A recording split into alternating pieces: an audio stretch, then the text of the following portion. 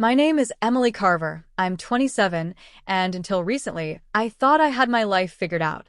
I grew up in a small town in Oregon, working hard for everything I have: scholarships, two jobs through college, and finally landing a marketing position in Seattle.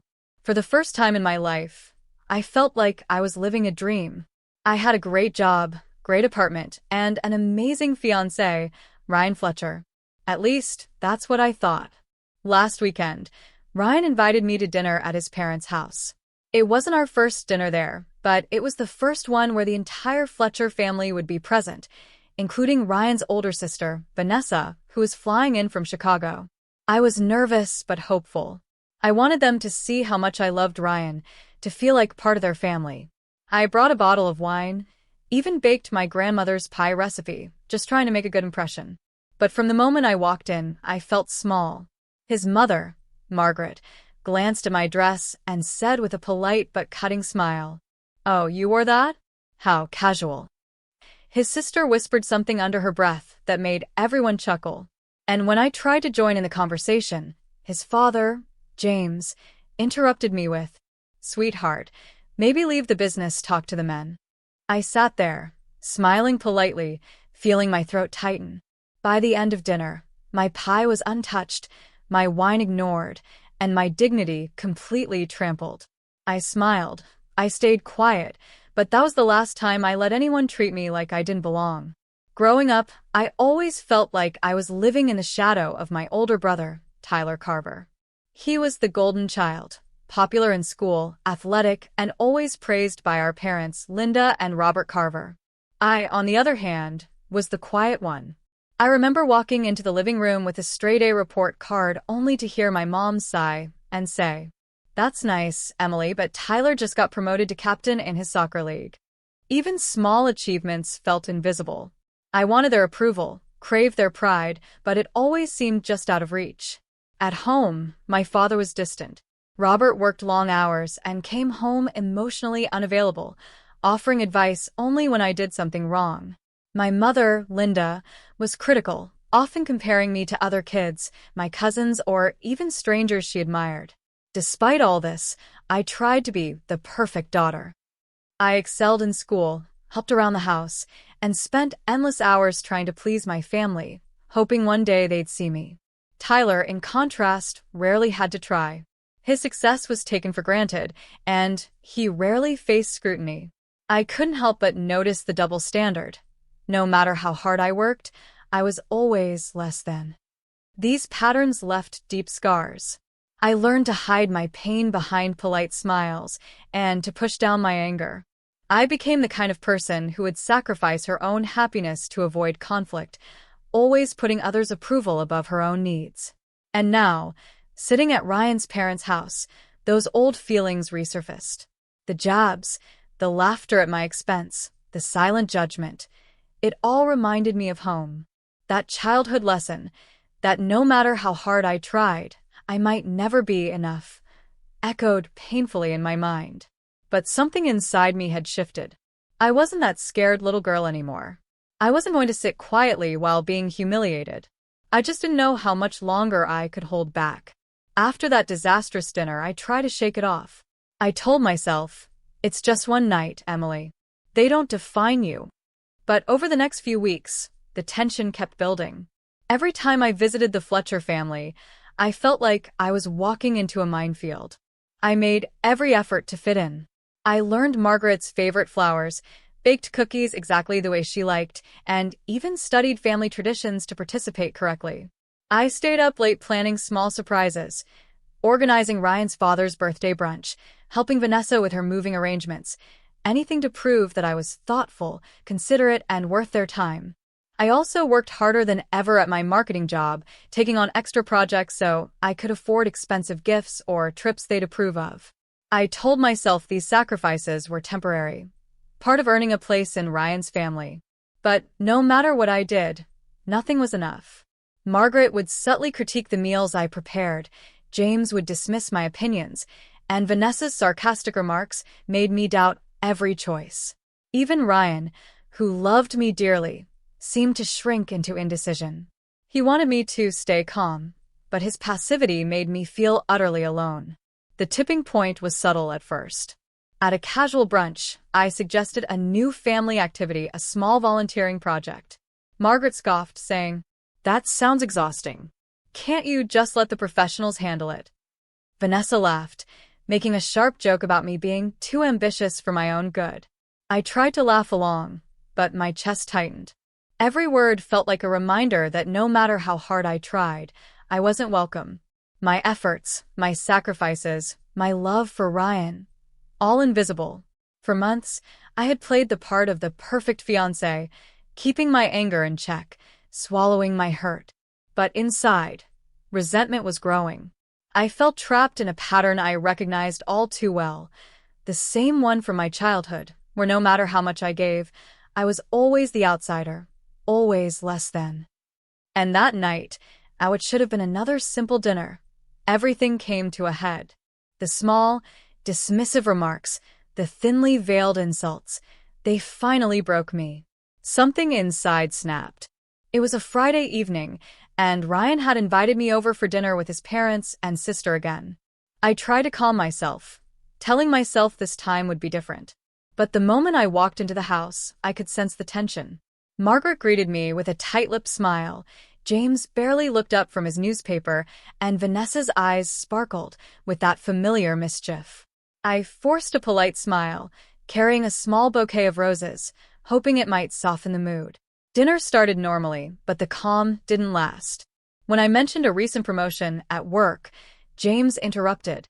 "Oh, Emily, that's cute. But are you sure you can handle responsibilities like that?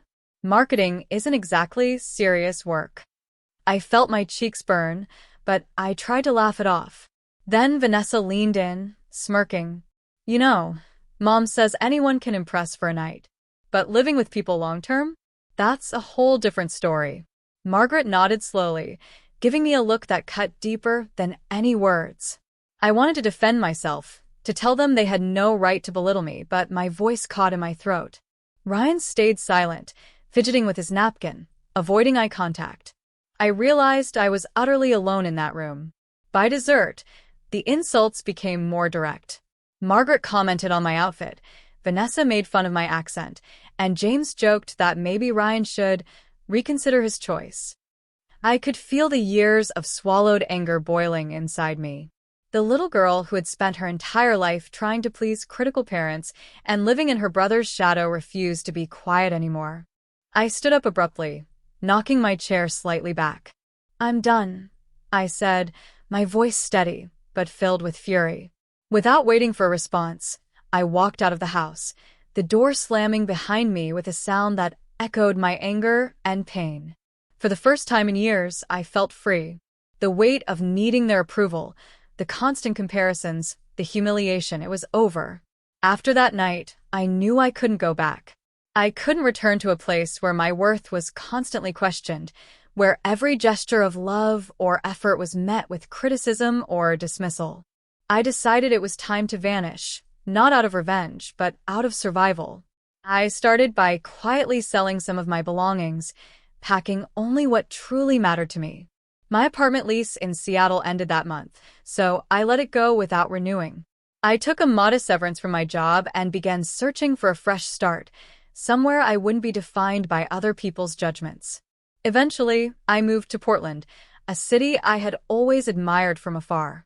I rented a small studio apartment, furnished it simply, and began looking for new work. I found a modest role in a marketing firm. Nothing glamorous, but it allowed me to focus on myself, my skills, and my future.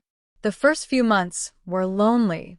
I missed Ryan, yes, but more than that, I missed the illusion of approval. Yet with every passing day, I felt a sense of relief I hadn't known in years. I started jogging in the mornings, discovering little cafes, and even volunteering at a local community center.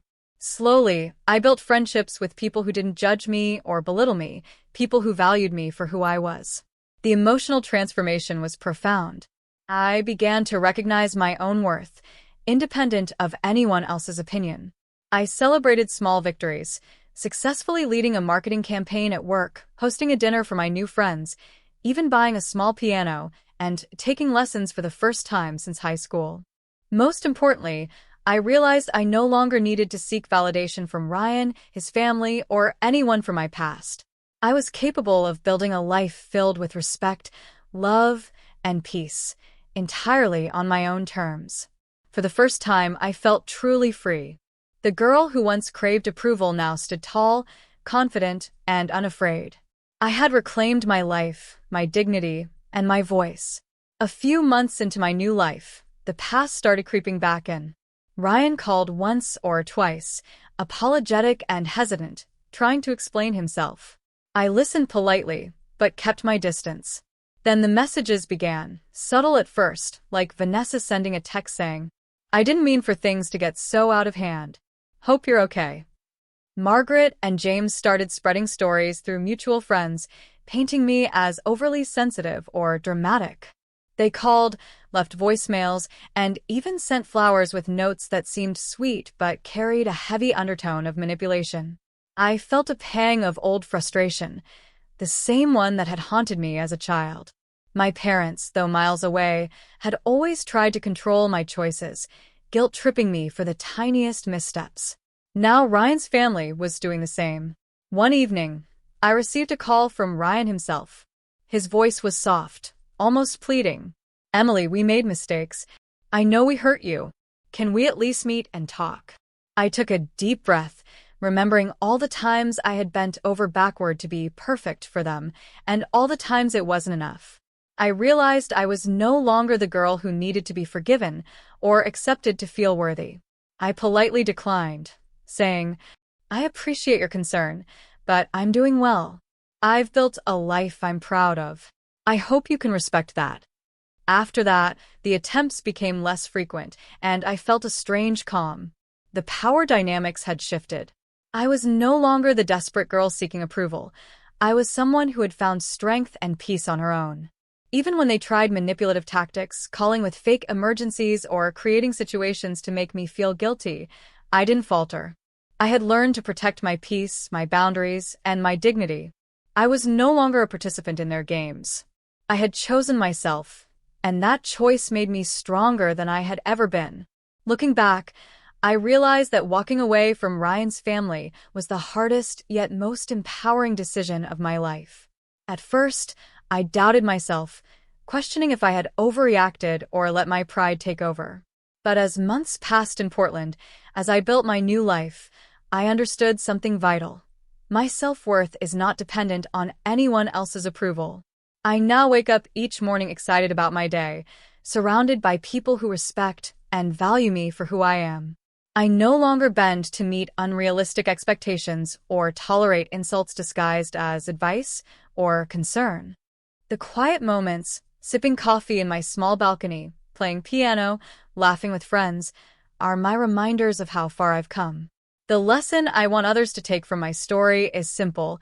Choosing yourself is not selfish, it's survival. Life will always present people who doubt you, dismiss you, or try to control you. That doesn't make you weak.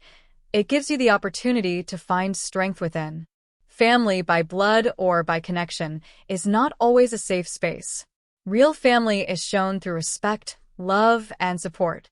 And sometimes, survival means walking away from those who don't honor that. I am no longer the quiet girl hiding behind polite smiles. I am Emily Carver, a woman who has reclaimed her dignity, her voice, and her life. Leaving wasn't punishment for anyone else, it was my liberation.